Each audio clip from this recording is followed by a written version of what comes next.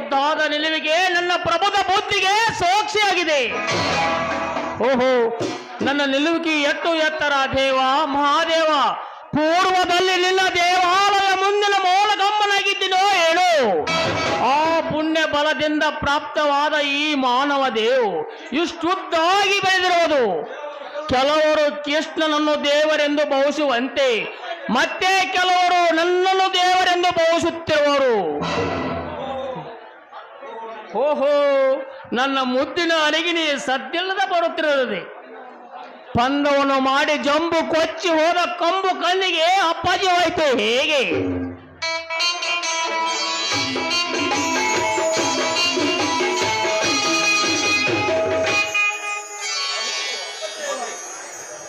ಹೌದು ಹೌದು, ನಾನು ಸೋತಿನು. ಮುಂದೇನು ಪತಿರಾಯ? ನಿಮ್ಮ ಕಡೆಯಿಂದ ಸೇವೆಯನ್ನು ತಕೊಳ್ಳಿ. ಹೋಗೋ ಒಂದು ಪೀಠವನ್ನು ತೆಗೆದುಕೊಂಡು ಬಾ. ಯಾಕೆ ನಿಂತುಕೊಂಡೆ? ಅಲ್ಲ, ನೀವಾದ್ರೂ ಎಲ್ಲಿ ಗೆದ್ದದ್ದು ಅದನ್ನು ಹೇಳಿ ಮೊದಲು ನನ್ನ ಮುಂದೆ. ಕಾರ್ಯಕ್ಕೆನೂ ಕೈ ಹಾಕಿಲ್ಲ ಅಂದ ಮೇಲೆ ಸೋಲು ಗೆಲುವ ಪ್ರಶ್ನೆ ಏನು? ಆಹಾ, ಏನು ನಿನ್ನ ತಲೆ? ತಲೆ ನನ್ನದಲ್ಲ, ನಿಮ್ಮ ತಲೆ. ಯಾವಾಗಲೂ ಜಗಳದ ಮಾತೆ. ಅಲ್ಲಿ ತಲೆ ಎಂದರೆ ತಲೆ ಅಲ್ಲ, ಇಲ್ಲಿ ತಲೆ ಎಂಬ ಶಬ್ದಕ್ಕೆ ಬುದ್ಧಿ ಎಂದು ಅರ್ಥ ಮಾಡಿಕೊಳ್ಳಬೇಕು. ಹೀಗೆ ಅರ್ಥಕ್ಕೆ ಮಾಡುತ್ತಾ ಹೋದರೆ ಸಂಸಾರ ಸುಖಕ್ಕೆ ಎರವಾಗಬೇಕಾದಿತ್ತು. ಓಹೋ, ಹೀಗೇನು? ಹಾಗೆ ಹೋಗು, ಒಂದು ಪೀಠವನ್ನು ತೆಗೆದುಕೊಂಡು ಬಾ. ಯಾಕೆ ಯಾಕೆ ನಿಂತುಕೊಂಡೆ? ನನ್ನದು ಒಂದು ಕರಾರು ಇರುವುದು.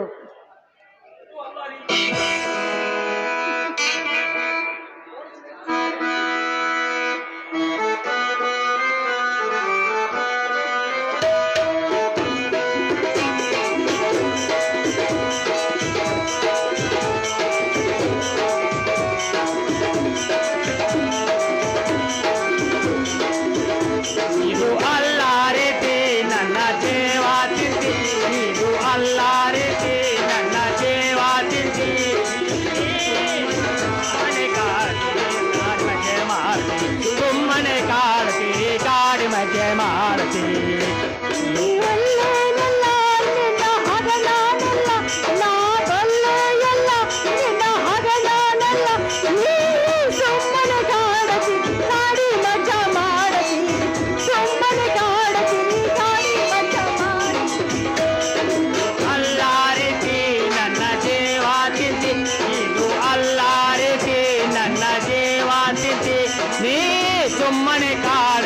ಕಾಡಿ ಮಜೆ ಮಾಡ್ತಿ, ಸುಮ್ಮನೆ ಕಾಡ್ತಿ ಕಾಡಿ ಮಜೆ ಮಾಡ್ತಿ.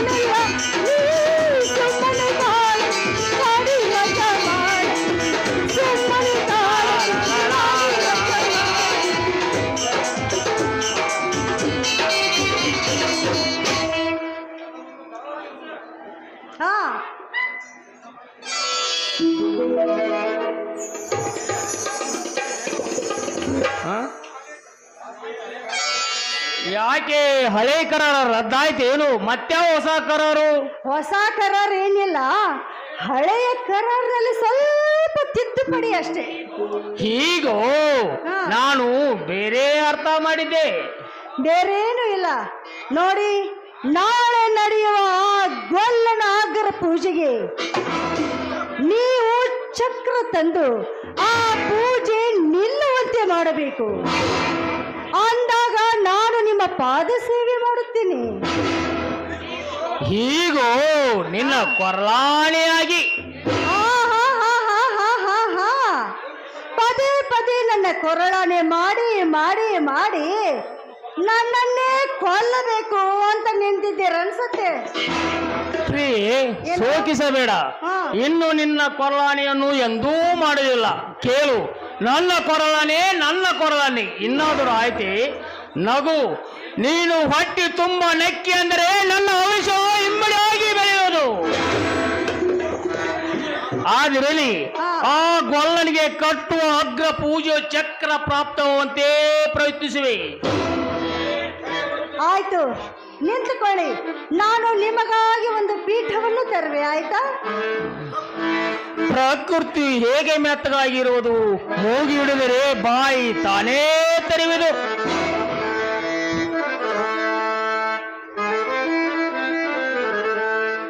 ದೇವಾ, ಸ್ವಾಮಿ ದೇವಾ, ಈ ಪೀಠವನ್ನು ಅಲಂಕರಿಸಿ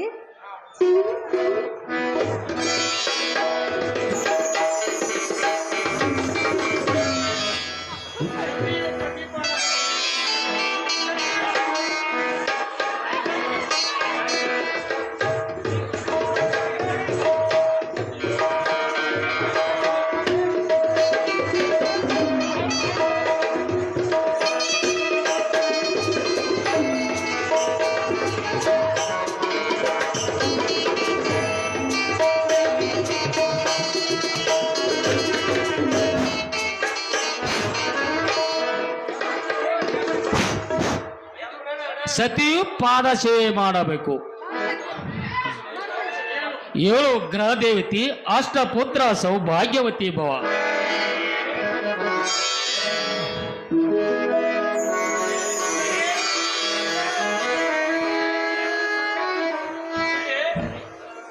ಪ್ರಿಯೆ, ಹೇಳಿ. ಅಯ್ಯೋ ಸೊಗಸಾದ ಚುಂಬವನ್ನು ಛೀ, ಏನ್ರಿ ನೀವು?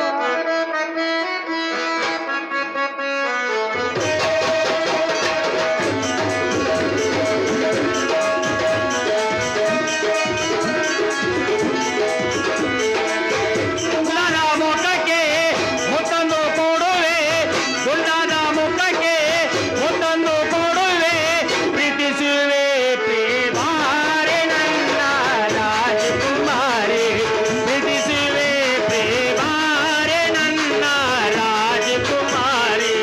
ಮುತ್ತಾದ ಮುಖಕ್ಕೆ ಮುತ್ತೊಂದು ಕೊಡುವೆ, ಮುತ್ತಾದ ಮುಖಕ್ಕೆ ಮುತ್ತೊಂದು ಕೊಡುವೆ, ಪ್ರೀತಿಸು ಪ್ರಿಯ ಬಾಳಿನ ರಾಜಕುಮಾರ, ಪ್ರೀತಿಸು ಪ್ರಿಯ ಬಾಳಿನ ರಾಜಕುಮಾರ.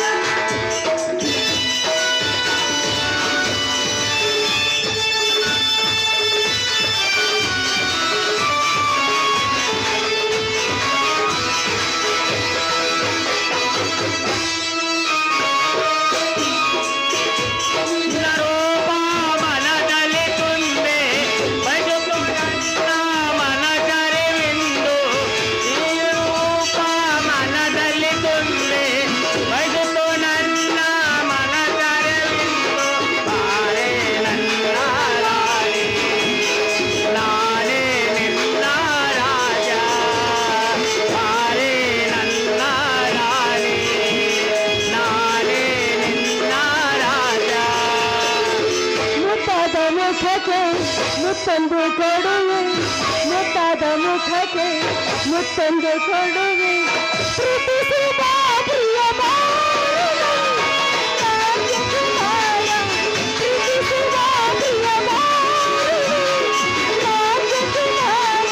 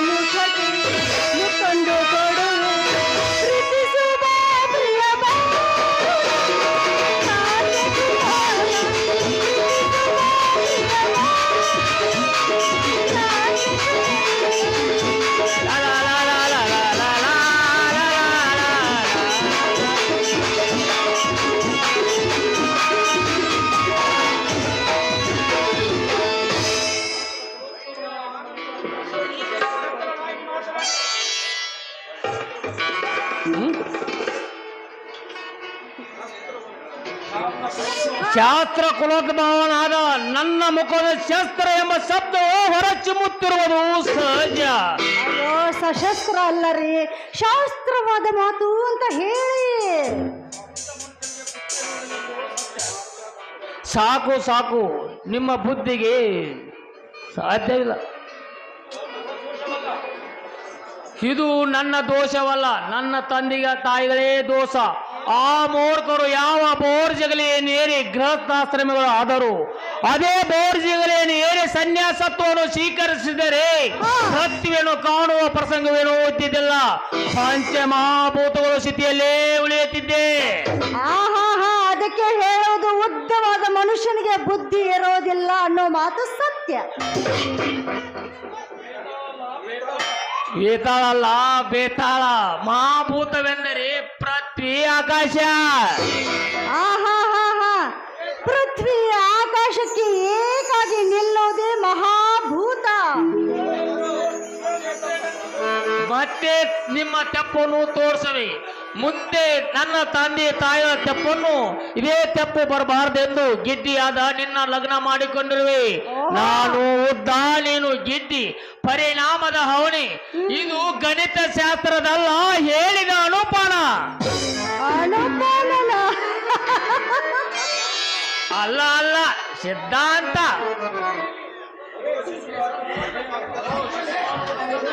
ಅದು ಶಿಶುಪಾಲನ ಬಂದಂತೆ ಕಾಣುತ್ತದೆ. ಮಗನಿಗೆ ಈಗ 2 ದಿವಸಗಳಿಂದ ಅಗ್ರ ಪೂಜೆ ವಿಚಾರವೇ ವಿಚಾರ.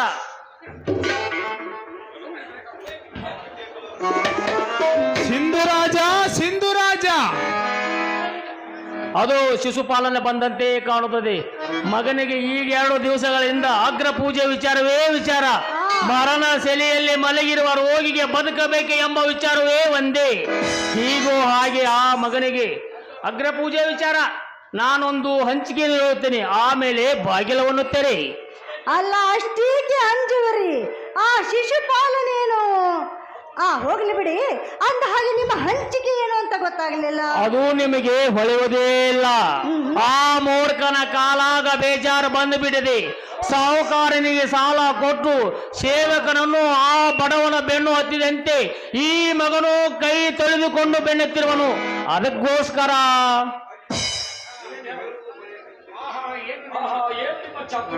ಆಹಾ ಆಹಾ, ಏನು ನಿಮ್ಮ ಚಾತುರ್ಯ! ಎಷ್ಟು ವರ್ಣಿಸಲು ಸಾಧ್ಯ. ಕ್ಷಾತ್ರ ಕುಲೋದ್ಭವನಾದ ಬಾಗಿಲನ್ನು ತೆರೆ ಮತ್ತು ಹೀಗೆ ಹೇಳು. ಭಾನುಮತಿ ಅಮ್ಮನವರು ಬಂದಿರೋರು ಮಾತನಾಡುತ್ತಾ ಕುಳಿತಿದ್ದೆ. ಬಾಗಿಲನ್ನು ತೆರೆಯಲಿಕ್ಕೆ ತಡವಾಯಿತು. ಆಯ್ತಾಯ್ತು, ಹಾಗೆ ಹೇಳ್ತೀನಿ. ಭಾನುಮತಿ ಅಮ್ಮನು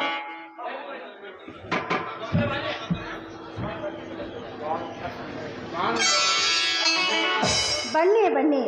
ನಾನು ಭಾನುಮತಿ ಅಮ್ಮನೊಂದಿಗೆ ಮಾತನಾಡ್ತಾ ನಿಂತಿದ್ದೆ, ಅದಕ್ಕೆ ಕದ ತೆಗೆಯಲು ಸ್ವಲ್ಪ ತಡವಾಯಿತು. ಏನು ಅಡ್ಡಿ ಇಲ್ಲ, ಸಾಗಲಿ. ಸಿಂಧುರಾಜನನ್ನು ಕಾಣಬೇಕಾಗಿದೆ.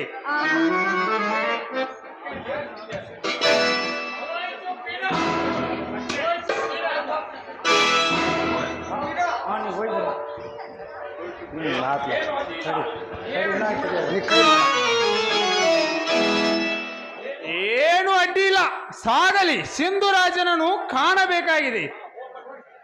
ಹೋಯ್ತು ಪೀಡ.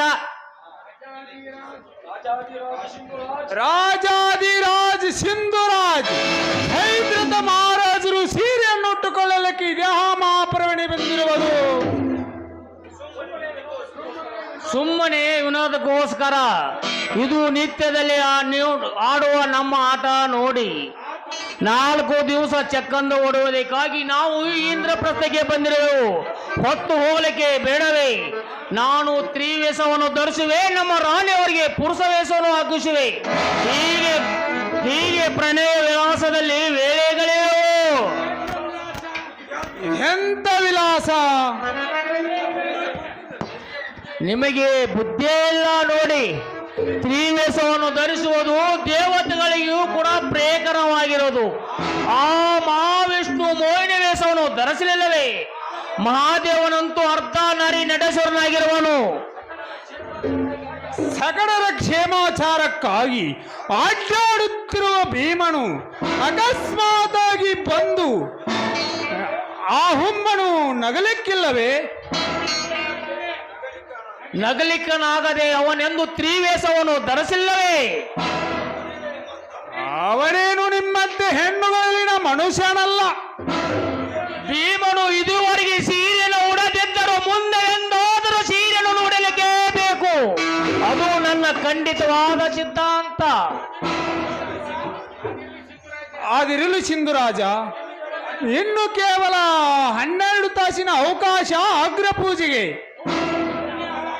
ತೋ ಇವನ ಮನೆ ಹಾಳಾಗ ಅಗ್ರ ಪೂಜೆ ಆ ಮಗನಿಗೆ ಅಗ್ರ ಪೂಜೆ ಆದರನು, ಈ ಮಗನಿಗೆ ಅಗ್ರ ಪೂಜೆ ಕಟ್ಟಿದರೇನು? ಈ ಮಗನ ಕಾಲಾಗ ನನ್ನ ಪೂಜೆ ನಡೆದಿದೆ. ಯಾಕೆ ಮೌನವನ್ನು ತಾಳಿದ್ರಿ ಹೇಳಿ? ಇನ್ನು ಕೇವಲ ಅಗ್ರ ಪೂಜೆಗೆ ಕೇವಲ 12 ತಾಸಿನ ಅವಕಾಶ. ನೀವ್ಯಾವ ಹಂಚಿಕೆಯನ್ನು ಹಾಕಿರುವಿರಿ? ನಾನು ನಿಮ್ಮನ್ನೇ ನಂಬಿರುವೆನು. ಶರಣಾಗೃತವನ್ನು ಸಂರಕ್ಷಿಸಬೇಕು.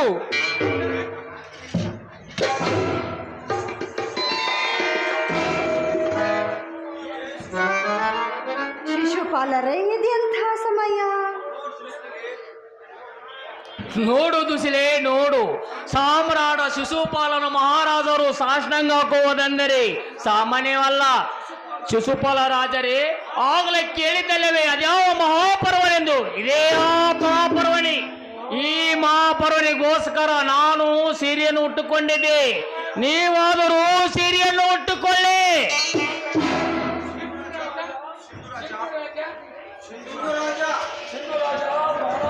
ಸಿಂಧುರಾಜ, ಪ್ರಾಣಾಂತಕ ಸಮಯದಷ್ಟು ದುಃಖ ಕೊಡುವ ಪ್ರಸಂಗದಲ್ಲಿ ಬಿದ್ದಿರುವ ನನ್ನೊಡನೆ ಸಹ ವಿನೋದ.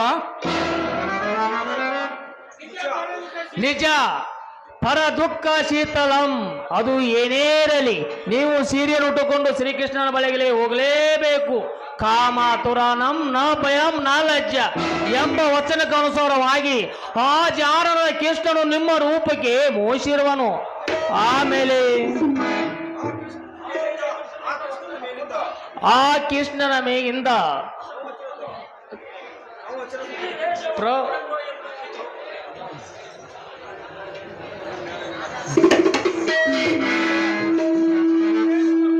ಇದೇ ನಿಮ್ಮ ಕೊನೆ ಹಂಚಿಕೆ ಇಷ್ಟೇ? ನಿಮ್ಮ ದಶೆಯಿಂದ ಹಂಚಿಕೆ ಹಾಕಿ ಹುಚ್ಚಿಡುವ ಪ್ರಸಂಗ ಬಂದಿತ್ತು. ಅಷ್ಟರಲ್ಲಿ ಕೋಲು ಮಿಂಚು ಮಿಂಚಿನಂತೆ ಈ ಹಂಚಿಕೆ ಒಳೆಯಿತು. ಹೇಡಿಯ ಬೆನ್ನು ಬಿದ್ದರೆ ಇದೇ ಪರಿಣಾಮ. ಸಾಕು, ನಿಮಗೊಂದು ದೀರ್ಘ ನಮಸ್ಕಾರ. ನಿಮಗೊಂದು ಸಾಷ್ಟಾಂಗ ನಮಸ್ಕಾರ. ನೋಡಿ ಪ್ರಿಯತಮ, ಆದಷ್ಟು ಬೇಗನೆ ಆ ಕಳ್ಳ ಗೊಲ್ಲ ಕೃಷ್ಣನಿಗೆ ಅಗ್ರ ಪೂಜೆಯಾಗದಂತೆ ನೀವು ಪ್ರಯತ್ನಿಸಲೇಬೇಕು. ಅಗ್ರ ಪೂಜೆ? ಹೆಣ್ಣು ಪಿಸಾಚಿ ಗಂಡು ಪಿಸಾಚಿ ಹೋಯಿತನ್ನು ರಟ್ಟರಲ್ಲಿ ಈ ಹೆಣ್ಣು ಪಿಸಾಚಿ ಸಿದ್ಧವಾಗಿದೆ. ಅಗ್ರ ಪೂಜೆ, ಅಗ್ರ ಪೂಜೆ, ಈ ಶಬ್ದವನ್ನು ಕೇಳಿ ಕೇಳಿ ನನಗೆ ತಲೆಸುಲಿ ಎದ್ದು ಬಿಟ್ಟಿದೆ. ದುರ್ಯೋಧನ ಮಹಾರಾಜರು ಭೀಷ್ಮವಾಣಿ ಮೀರುವುದಿಲ್ಲವೆಂದು ಸ್ಪಷ್ಟವಾಗಿ ಹೇಳಿದರು. ಇನ್ನು ಮೇಲೆ ನನ್ನಿಂದ ಆಗುವ ಪ್ರಯತ್ನವೂ ಆಗುವುದಿಲ್ಲ. ಇದೇನು ಆಗುವುದಿಲ್ಲ ಅಂತ ನೆಲ ಹಿಡಿದು ಬಿಟ್ರೆ ಗತಿ ಏನು? ನೀವು ಕೊಟ್ಟ ವಚನ ಏತರ ವಚನ? ಗುರೋಚನ. ನೋಡಿ, ಪುನಃ ನನ್ನ ಸೇವೆ ನೀವು ಮಾಡಬೇಕಾದೀತು. ಹುಷಾರ್.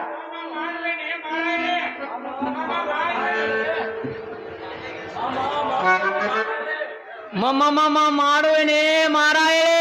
ಅಗ್ರ ಪೂಜೆ ಚಕ್ರ ಪ್ರಾಪ್ತವಾಗುವಂತೆ ಮಾಡುವೆ.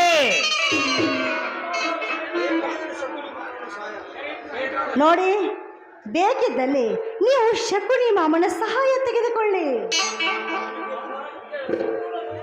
ಆಗ ನಿಮಗೆ ಒಳ್ಳೆಯದಾಗುತ್ತೆ. ಆಹಾ, ಅಂದ ಹಾಗೆ ಶಕುನಿ ಮಾಮ ಬರ್ತಾ ಇದ್ದಾರೆ ತಾಳಿ. ಈ ಮಾರಾಯನು ಇನ್ನೂ 100 ವರ್ಷ ಒಪ್ಪಿಸಿರಬೇಕೆ?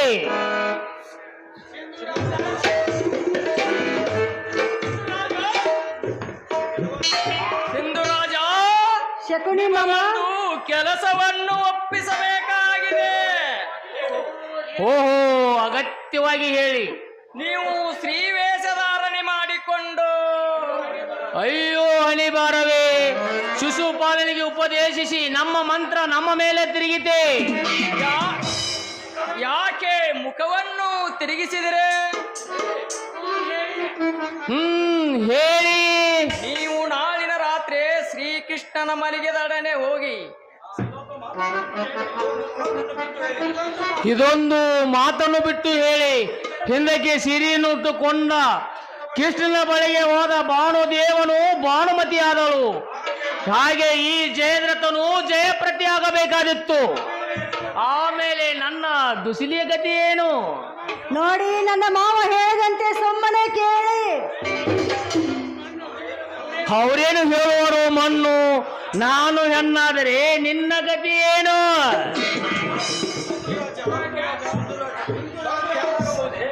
ಸಿಂಧುರಾಜ, ಗಂಡು ಹೆಣ್ಣಾಗಬಹುದೇ?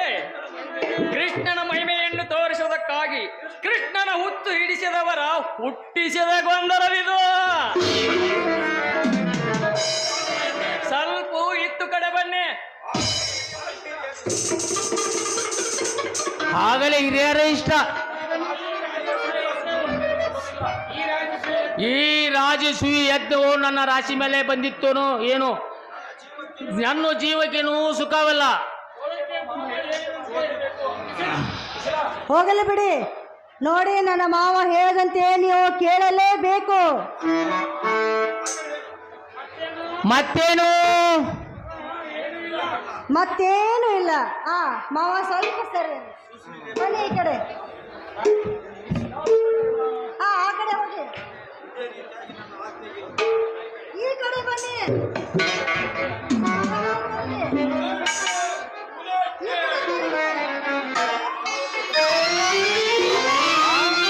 ಇನ್ನು ಮೇಲೆ ನನ್ನ ಆಜ್ಞೆಯನ್ನು ನೀವು ಹೀಗೆ ಪಾಲಿಸಬೇಕು ತಿಳಿ. ಅದಷ್ಟೇ ಕುಲಕ್ಕೆ ಅವನು ಬರೆಯತ್ತಾರ ನೋಡ, ವಕೀಲ ಕಡೆ ಅದಷ್ಟೇ ನನ್ನ ಪ್ರಾಣದಾನಕ್ಕಾಗಿ ಭೀಮನಿಗೆ ಬಾಯದರ್ದೆಯ ನನ್ನ ಕಡು ವೈರಿಗೆ ನೀನು ಭಿಕ್ಷೆಯ ಬೇಡುವುದು, ನನ್ನ ಹೃದಯ ಕಸಯ್ಯಾತ ನೊಂಟ ಮಾಡಿರುವುದು, ವೈರಿಗೆ ಶರಣ ಹೋಗುವುದಕ್ಕೆಂತ ಮೋಕ್ಷವನ್ನು ಕೈ ಬೀಸುವುದು ಸತ್ರಿಯರಿಗೆ ಭೂಸ್ರಾಸ್ಪದವಾಗಿರುವುದು. ಚಂದೂರಾಜ, ಓ, ನಾನು ಮೈ ಮರುತ್ತ ನಿಂತಿರುವಾಗ ಆ ಭೀಮನು ಬಂದು ನನ್ನನ್ನು ನೆಲಕ್ಕೆ ಕೆಡವಿದನು. ಮೈ ಮರೆತು ನಿಂತ ಮನುಷ್ಯನು ಭೂಮಿ ಮೇಲೆ ಬೆಳಲಿಕ್ಕೆ ಬೇಕು. ಮುಂದೆ ಆಗ ನನ್ನ ಎದೆ ಮೇಲೆ ಬೊಮ್ಮನು ಕುಳಿತಾನು. ಇದ್ದ ಮನುಷ್ಯನ ಎದೆಯ ಮೇಲೆ ಕುಳಿತುಕೊಳ್ಳುವುದು ಸಹಜ. ಮುಂದೆ ಅದನ್ನು ನಾನು ಹೇಳುತ್ತೇನೆ ಕೇಳಿ. ಅಷ್ಟರಲ್ಲಿ ಈ ಹೊಯ್ಮಲಿ ಬಂದು, ಅಯ್ಯೋ ನನ್ನ ಪತಿಯನ್ನು ಕಾಪಾಡಿ ನನಗೆ ಮಾಂಗಲ್ಯ ಭಿಕ್ಷೆ ಬೇಡಿಕೊಡಿ ಅಂತ ಆ ಭೀಮನಲ್ಲಿ ಬೇಡಿಕೊಂಡಳು. ಅದು ಆ ಗೊಲ್ಲನ ಮುಂದೆ ಎಂಥವಳೆ ಇವಳು ಪತಿಗೆ ಪ್ರಾಣದಾನ ಮಾಡೆಂದು ಕೇಳಬೇಕೆ? ಶಾಂತಂ ಪಾಪಂ ಶಾಂತಂ ಪಾಪಂ. ಏನಮ್ಮ, ನಿನ್ನ ಗಂಡನೊಬ್ಬನು ಸತ್ತಿದರೆ ಆ ದತ್ತರಾಷ್ಟ್ರನಿಗೆ ದತ್ತಕೊಳು ಪ್ರಸಂಗವೇನು ಇದ್ದಿದ್ದಿಲ್ಲ.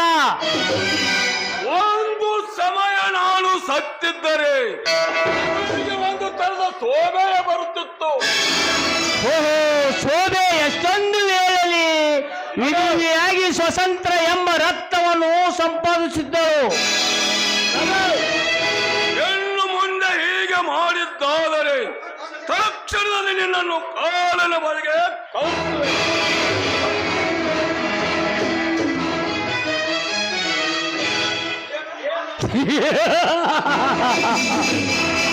ಏನು ನಿಮ್ಮ ಅಣ್ಣನ ಸೌರೆ ಹೇಳಲಕ್ಕಾದ್ರೂ ಸ್ವಲ್ಪ ನಾಚಿಕೆ ಬರಬಾರದೆ.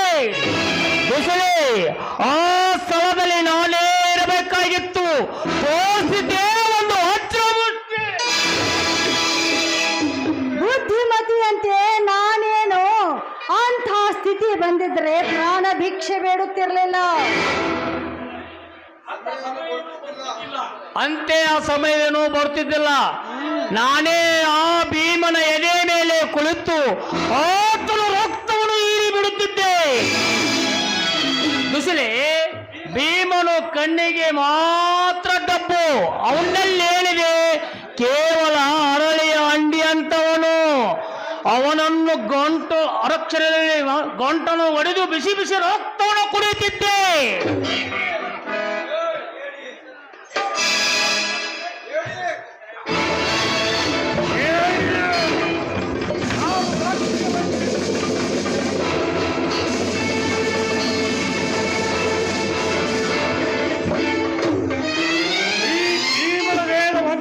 ರಕ್ತದ ಹಣಿವು ನೆಲಕ್ಕೆ ಬೀಳಬೇಕು. ಮೊದಲು ಈ ಭೂಮಿಯ ಮೇಲೆ ನೆತ್ತರದ ನದಿಯನ್ನು ಹರಿಬೇಕಾಗುವುದು.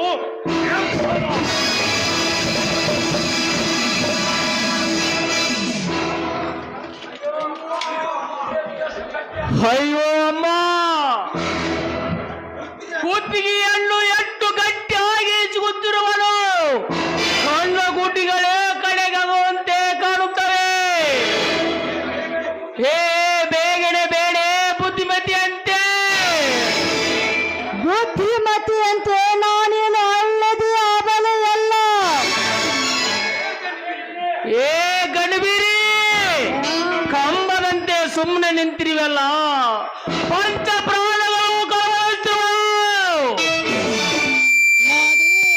ನಿಮ್ಮ ಪಂಚ ಪ್ರಾಣ ಹೋದರೂ ನಾನೇನು ಭಿಕ್ಷೆ ಬೇಡೋದಿಲ್ಲ. ಆ ಬುದ್ಧಿಮತಿಯಂತೆ ಬುದ್ಧಿಹೀನವೇ ನಾನಲ್ಲ.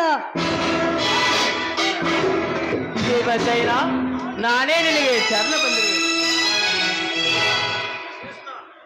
ಭೀಮಸೇನ, ಆ ಹೇಡಿಯನ್ನು ಬಿಟ್ಟು ಬಿಡು.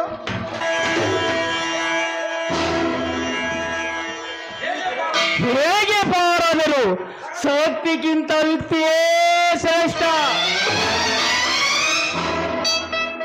ಭೀಮ, ಕೌರವರು ಏನಾದರೂ ಒಂದು ನೆಪವನ್ನು ಮುಂದೆ ಚಾಚಿ ಕಲಹಾಗ್ನಿಯನ್ನು ಹೊತ್ತಿಸಬೇಕೆನ್ನುತ್ತಿರುವುದು. ಯಜ್ಞವು ಕೊನೆಗಾಣುತ್ತಿರುವವರೆಗೂ ಯಾರ ಮೇಲೆಯೂ ಕೈ ಎತ್ತ ಕೂಡದು.